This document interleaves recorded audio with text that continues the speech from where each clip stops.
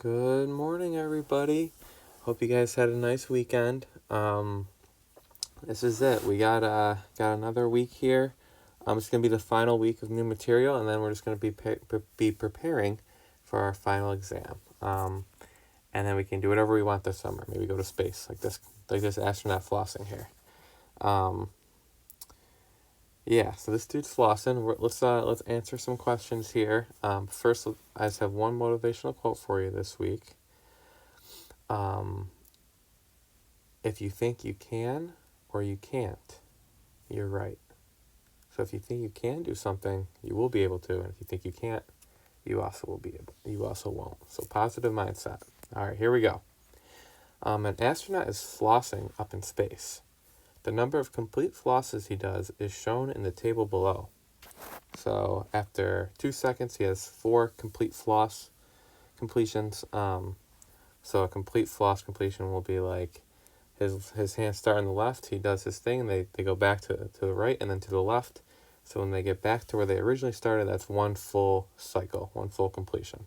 So let us, in this silly example, find the rate of change from 2 seconds to 10 seconds, include units.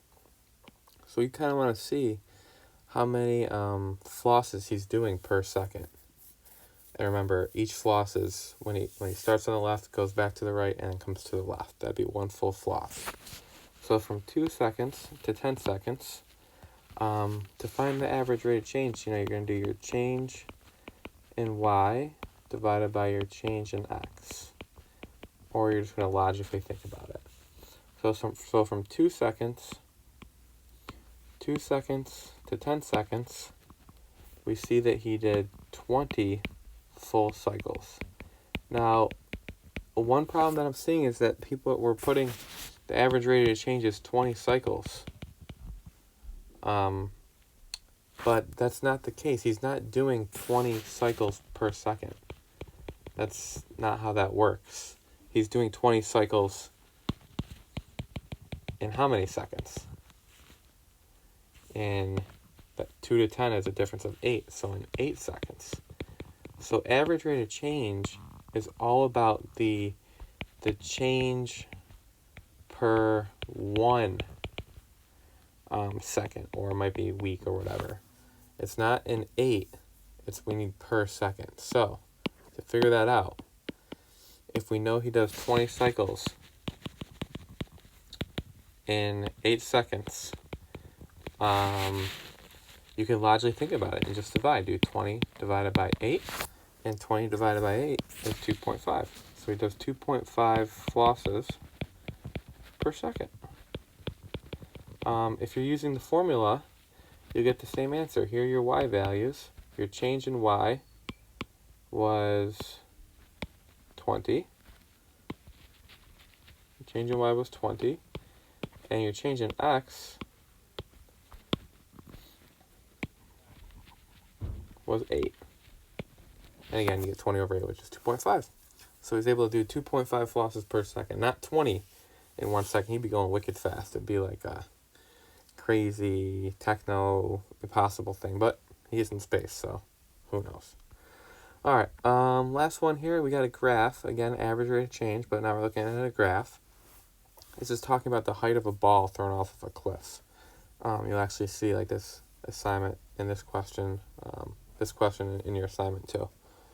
So if we look right here, is the ball going up or down in the interval 6 to 10? That's x right there. So if we look right here, 6 to 10 is this range right here. And if you look at the graph, it is going down from 6 to 10. Obviously, the ball has reached its top and is now going down the cliff. All right, find the average rate of change of the graph from 6 seconds to 10 seconds. So how fast is the ball going down? If we look right here, we're going to have to get some values. So at 6 seconds, we need to see like what it started at, what it finished at. So at 6 seconds, it looks like it is at 65 feet. What about at 10 seconds? 45 feet. You can make sure of that. So it goes from 65 feet to 45 feet, from 6 seconds to 4 seconds. So again, we can do our change in y. So 65 minus 45 over 10 minus 6, that's 20, divided by 4, so 5 feet per second. Now the thing is though, actually I kind of messed this up. It's going to be 6 minus 10, and that's going to be negative 4. It's going to be negative 5 feet. The ball's going down, so you should get a negative amount. You should get a negative amount, thinking about it logically. Find the average rate of change from the graph from 0 seconds to 10 seconds. And if we do that, 0 seconds to 10 seconds, you guys can try that out. So 0 seconds, the ball is at 35 feet. At 10 seconds, it's at 45 feet. So, the ball changed its position. Now, it did go up and then down, but it changed its position by 10 feet in 10 seconds. So, it's 1 foot per second for that question. All right. That's all I got. You guys try out that assignment. Let me know if you need any help. Think logically about it. Do your division. Change in y over change in x. And there you go. Have a good rest of your day. Let me know if you need any help. Peace.